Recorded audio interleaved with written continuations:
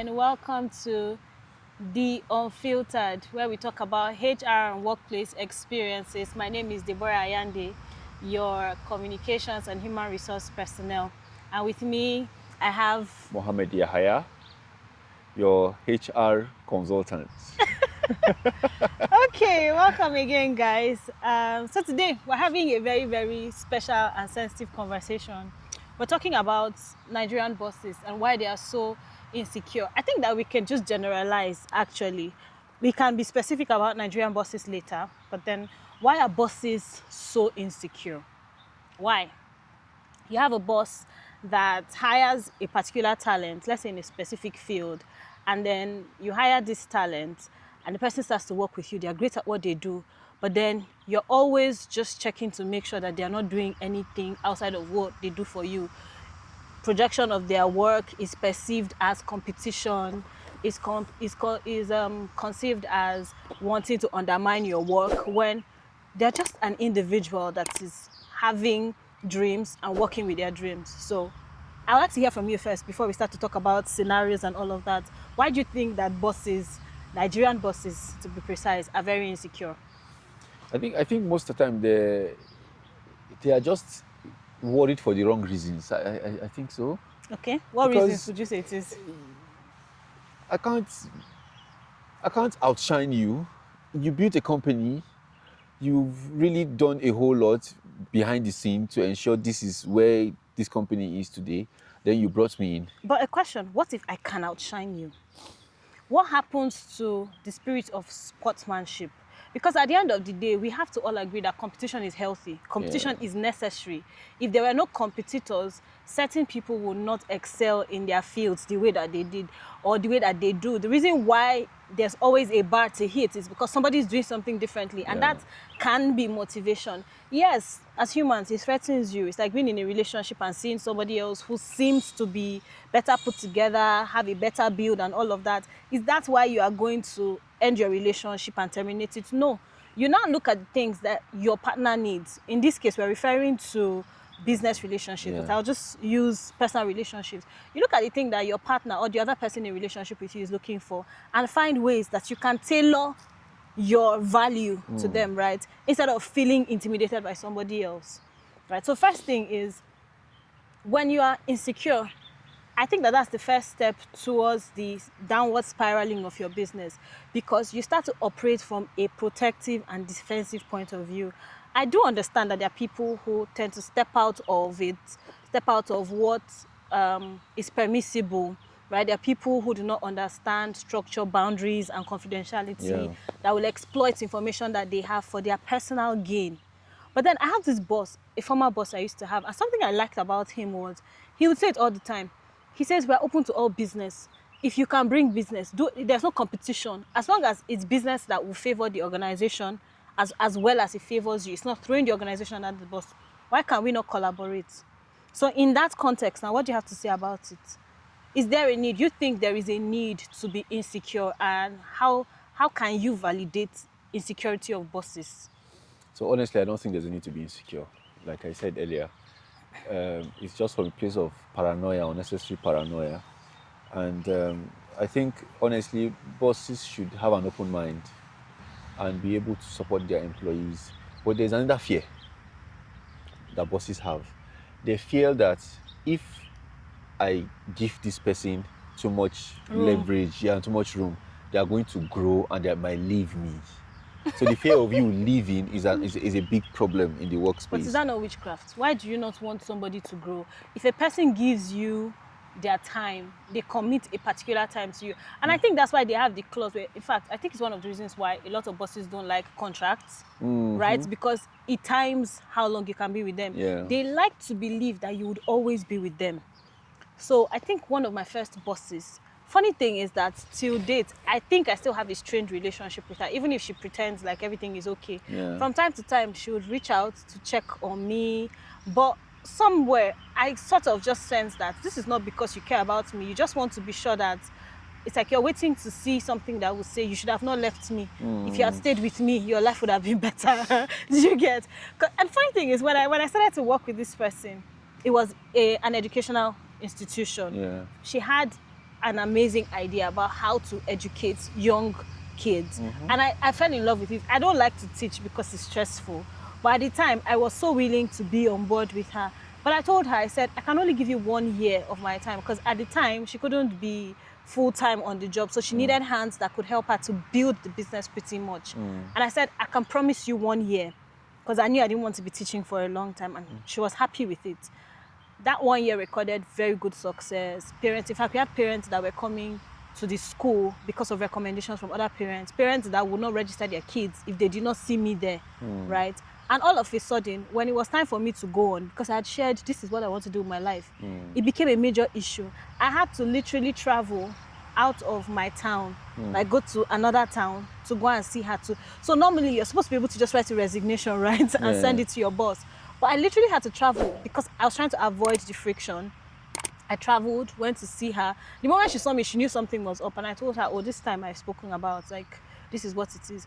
Even when I was leaving, I could tell that it was a very, very strained energy around it, right? So for somebody like that now, it's not like I'm trying to take away what your business is. Your business will always be what it is. It will shine, whether or not I'm there. A business that does not belong to me can never be my own. Even if I was there till now, I would still be an employee. There are decisions I will not be able to make. I wouldn't succeed as much as I have, right? So it's not even about somebody stealing your ideas and all of that. Sometimes it's just, I think that people have to work on, I'll call it misogyny. Now, I'm not speaking to anybody that I've interacted with in the past, but I think that generally as a community, we have a lot of internalized misogyny where you feel that anybody who is doing differently from what you are doing or you perceive to be better than you is your enemy. So if we're not working on the same things and we're not agreeing on the same things, then we cannot be cool. Yeah? What do you think? I think so. I think so. This is a whole topic, to be honest. I know people that don't. They were arrested by their bosses after they've decided they want to resign.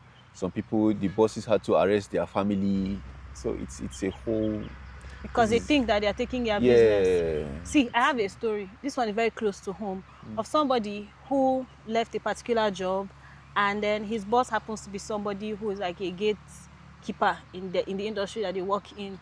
Guy, this lady, let's take that again. This person would literally shut down any deal or contract that this person had. She just go, and then you just hear that, oh, this thing is not working anymore. You'd be at the verge of starting a transaction, and then you hear that, oh, we don't. Sometimes it's dead silence, and that's because there's insecurity. But at the end of the day, you're a leader, right? As a leader, nobody's going to come and compete. There's no way I can take what you want. So I think it's also that thing where we do not have a culture of growth and support. We say it because we want to look good, but we do not necessarily want other people to do well. Maybe there's some ego trip in it. Maybe we want to be that person that everybody just always looks up to and say, oh, my boss, my boss.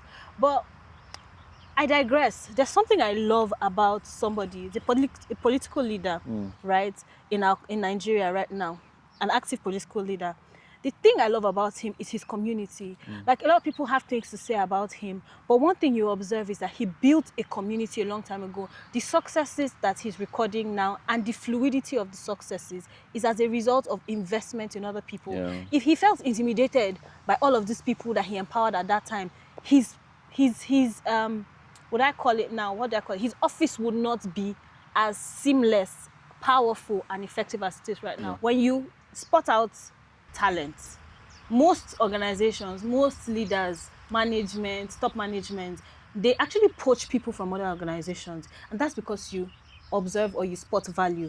How does that value now become a problem when it's a part of your team? I think that that's something that we need to think about. So there's no need for you to be insecure, right? There's no need for you to hoard information, micromanage people. Well, the leader can take credit for work, but you should also give credit internally to, like, your team and people that you work with. So generally, this is actually a very big conversation, but then I think that this insecurity is hinged off of inadequacies. So first thing is, if you don't believe that you're good, it's easy to think that everybody thinks that you're not good. That's the first one. What other things do you think would stem what insecurities are for bosses? I think I actually reckon what you just said. If you don't believe you are good, once you start, if you have a self-doubt, you be very paranoid, and that triggers insecurity.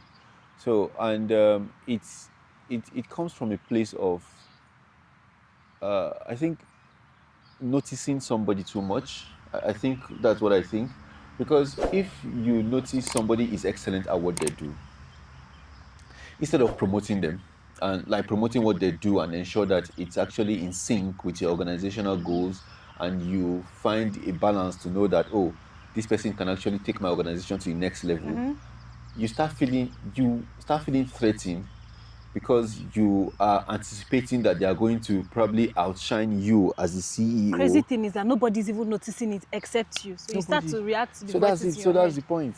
And this is at different levels. For Yeah. people with like in one-man businesses, for entrepreneurs, it's the same thing. You find somebody who is talented at what you paid them to be talented at, and all of a sudden you are And to be honest, this is not taking away from the fact that there are crazy people who Yeah. actually want to do these things.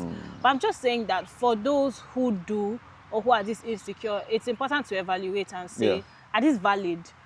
Instead of being on the guarding and defensive side, how about I leverage this to actually optimize and make my team better? Because at the end of the day, I spotted the talent, I brought the talent to the team. I'm able to diffuse this talent to go around the team. So I can take credit for the ingenuity. Yeah.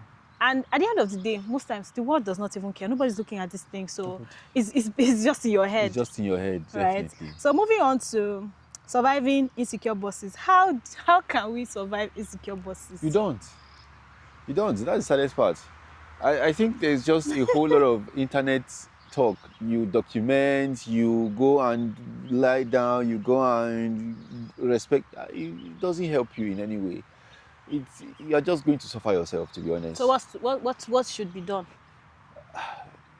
Get another job, to be honest. How do so? I mean, yeah, we that's what I can't think. continue going around jobs now. You're here. This person is intimidated. But You go to the next do you place. know what it means for somebody that has found a company, that has grown a company, to be insecure about somebody with 5 years experience? I think, So you're saying move on. That's your I opinion. think so. What can you do? What can you document? Well, in my opinion, I think that I believe in managing relationships. I believe in conflict resolution. So I read somewhere that conflict resolution is the ability to see an issue and resolve it without escalating it, right? And then effective conflict resolution is the ability to be able to foresee a conflict before it happens and act on it in a way that it does not occur. So to most people, there was no conflict, but only you, the conflict resolver, knows that you prevented something, right? So I think in the workplace, we cannot do without self-awareness and assertiveness, right? You're confident, you know your skills, know what you are, who you are, what you're capable of, what your value is. And then when you're joining a new team, many people don't do research on the organizations they are joining. They just hear, oh, this is what you're going to be paid as salary. Oh, you're going to get this. These are the perks and the benefits. But it's important to understudy the people you're going to work with, because that prepares you for how you can manage them.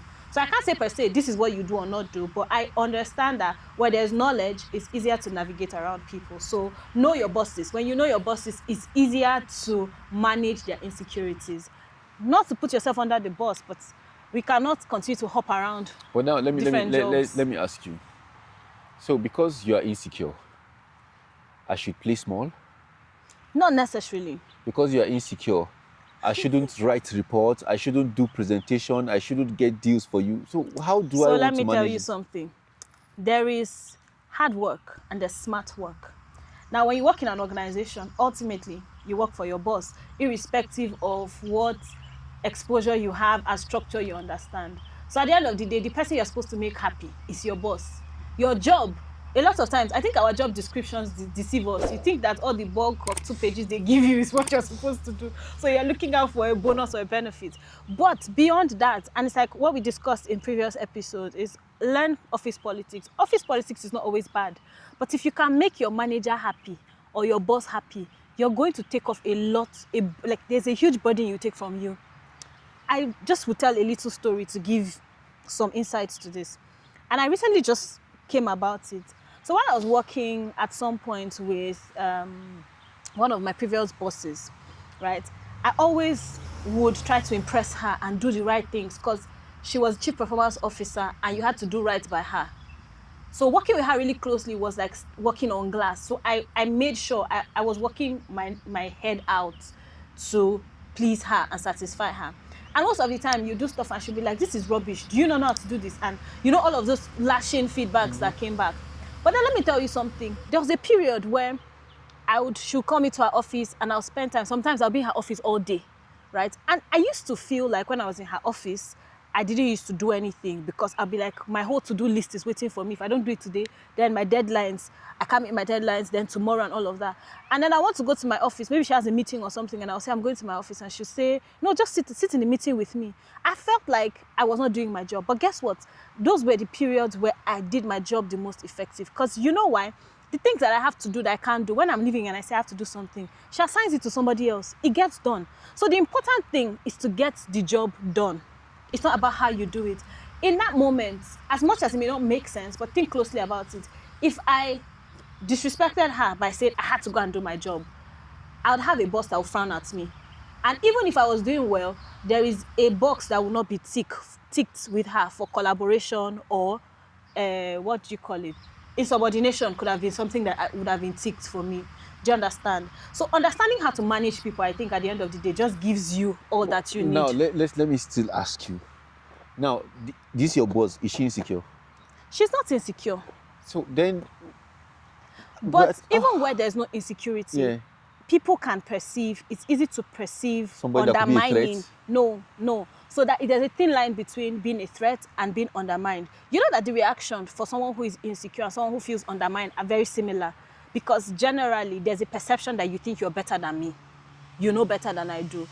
What I'm just trying to say is that you didn't start the company. It's not your company. The person who owns it knows how they want it to run. You can have an idea of what structure is across board and in other places. But within the organizations, this is survival I'm talking about here, right? To be able to ascertain what your sustainability is within an organization. Learn your boss. That's what I would say. Right? Insecure boss or not, your job is not to outdo your boss at the end of the day. Your job is to actually know how your boss wants you to be effective and stick to it. In the places where you have room to do beyond, then please, by all means. But where you don't, remember who the boss is. So that's it for this episode. Do you have anything else to add? I think because of insecurity, don't be humble. You can't be humble because of somebody's insecure about what How will you doing. not be humble when somebody owns the company? If you don't want to be humble, go and set up your own company now. Set up your company and let it be functional. Employ 100 people. But my point is, and this is where I'm coming. My point is, so if somebody is insecure that the other person is doing their job well, does it mean I'm not supposed to do my job well because doing my job well makes you insecure? So who determines, now I'll ask you another question, who determines how well the job is done? It is the person that's telling you that you're overdoing. Is it not for you to rest? I understand I want to be professional, and most of these things come up in organizations where it's a one-man business, where there isn't proper structure. So you might as well just dance to the piper's tune and do well at your job while you prepare yourself and equip yourself with skills to get better opportunities. Our viewers should comment on this. Yes, so we'd like to hear from you. What do you think? Should you manage your insecure boss or should you move on? So Mohammed here thinks that you should not be humble. Be yourself and your boss will be fine, or just keep moving on. I think that you can manage relationships. So can you share with us? Tell us what you think. Yeah, you can respond to the email on your screen right now. Leave comments and kindly like, share and this. subscribe. Yes, and subscribe to our channel. Thank you for joining us. We'll see you again next time. Bye.